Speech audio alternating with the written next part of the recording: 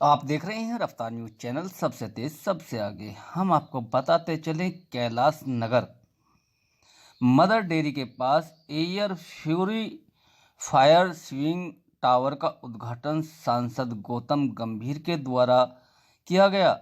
दिल्ली प्रदेश अध्यक्ष आदेश गुप्ता मौजूद रहे।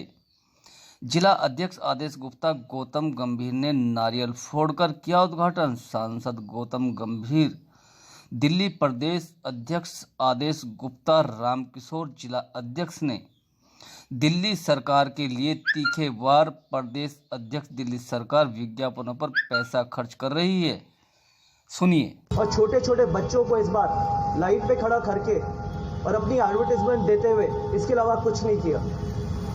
आप उन छोटे बच्चों की कम से कम जिंदगी के साथ तो मत खेलिए। आप उनको 9 घंटे खड़ा करते हैं रेड लाइट पे। अगर आपको इतना ही शौक है तो आप अपनी एडवर्टाइजमेंट का तो अपने विधायक या फिर अपने निगम पार्षदों को खड़ा करिए ना, या फिर अपने बच्चों को खड़ा करिए। खुद तो आप एसी कमरे में बैठ के एयर प्योरीफायर के सामने बैठ के साफ हवा लेते हैं, लेकिन उन छोटे छोटे बच्चों को इसी तरीके से आप रोजगार देना चाहते हैं।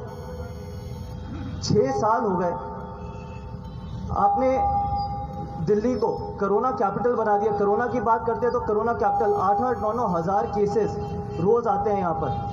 दिल्ली की जो एयर क्वालिटी है वो सबसे खराब एयर क्वालिटी। पानी की स्थिति देख लीजिए आप, कोई इंफ्रास्ट्रक्चर पे काम नहीं किया, किसी तरीके का काम नहीं किया। इस तरीके की सरकार चलाते हैं और इतने बड़े बड़े वायदे किए थे। आप हमसे कहते हैं कि अगर हमसे एनसीडी नहीं चलती तो आप हमारे को एनसीडी दे दीजिए। मैं आज केजरीवाल जी को कहता हूँ, अगर आपसे दिल्ली नहीं चलती तो आप हमें दिल्ली देके देखिए। कहाँ आप एनसीडी की बात करते हैं, दिल्ली देके तो देखिए। हमारे प्रदेश अध्यक्ष यहाँ पर बैठे हैं और मैं आपको ये विश्वास जताता हूँ, आप एक बार हमारे को दिल्ली देके देखिए। जितना आपने एडवर्टाइजमेंट पे बजट लगाया ना केजरीवाल जी, एक एक पैसा दिल्ली की जनता की भलाई के लिए जाएगा। चाहे वो इंफ्रास्ट्रक्चर हो, चाहे वो एयर क्वालिटी हो।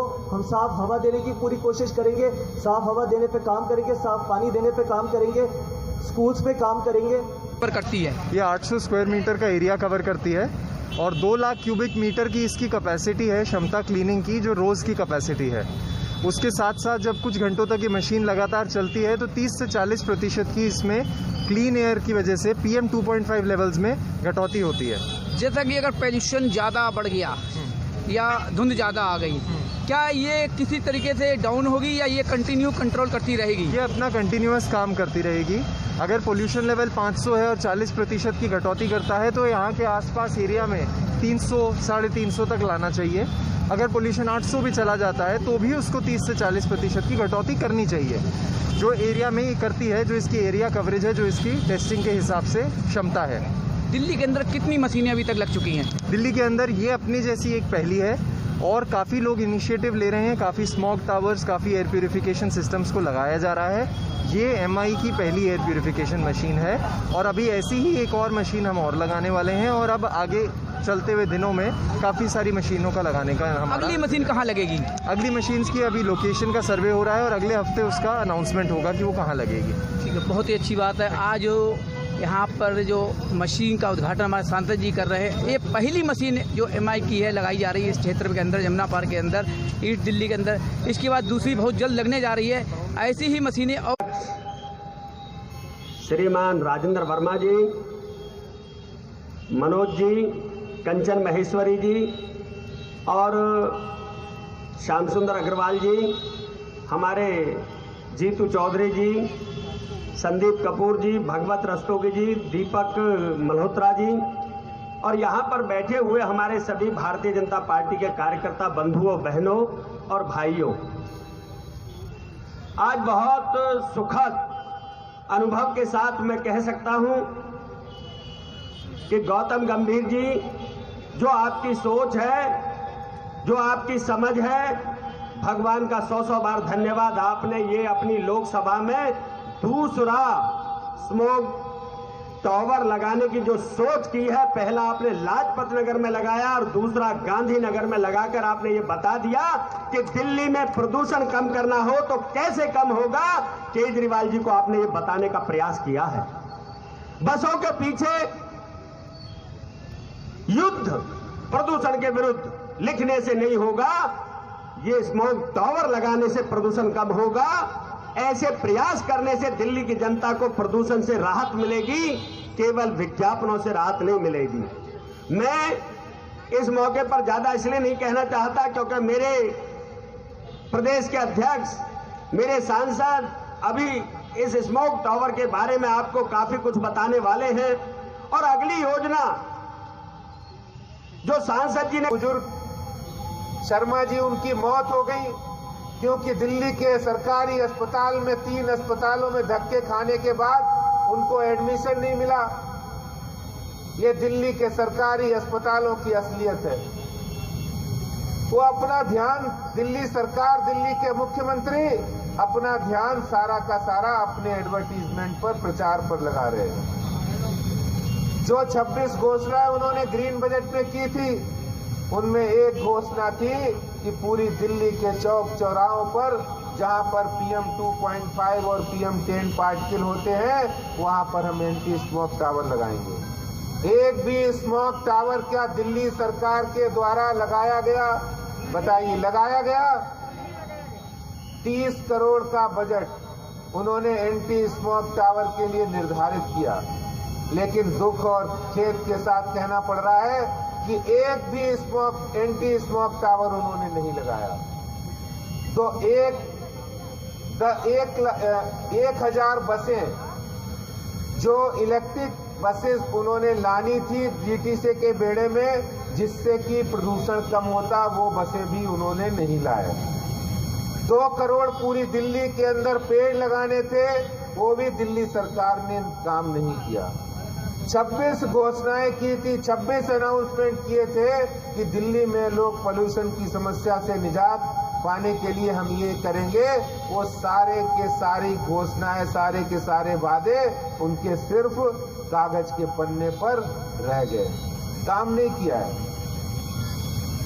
कल जब हमारे यशस्वी प्रधानमंत्री नरेंद्र मोदी जी जब बिहार की जीत के बाद बिहार की जनता का धन्यवाद कर रहे थे, तो सुनकर बहुत अच्छा लग रहा था जब वो कह रहे थे कि भारतीय जनता पार्टी के कार्यकर्ता लोगों की सेवा के लिए और लोगों की मदद के लिए बने हैं, उसके लिए देश के लिए काम करना है और देश को बचाना है। मैं दिल्ली सरकार से पूछना चाहता हूं कि दिल्ली की जनता का क्या कसूर है? दिल्ली नगर निगम के कर्मचारियों का क्या कसूर है? नगर निगम में काम करने वाले डॉक्टर्स हैं, DBC वर्कर्स हैं, सफाई कर्मी, उनका क्या कसूर है? आप निगम का जो उनका ड्यू फंड है वो नहीं दे रहे।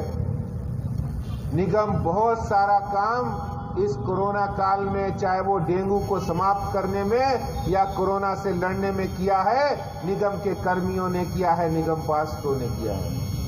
लेकिन आज दिल्ली निगम में, पूर्वी दिल्ली नगर निगम हो, उत्तरी दिल्ली निगम हो या दक्षिणी दिल्ली नगर निगम हो, भारतीय जनता पार्टी की सरकार है, इसलिए केजरीवाल सरकार उनको 13,000 करोड़ रुपया दे नहीं रहे।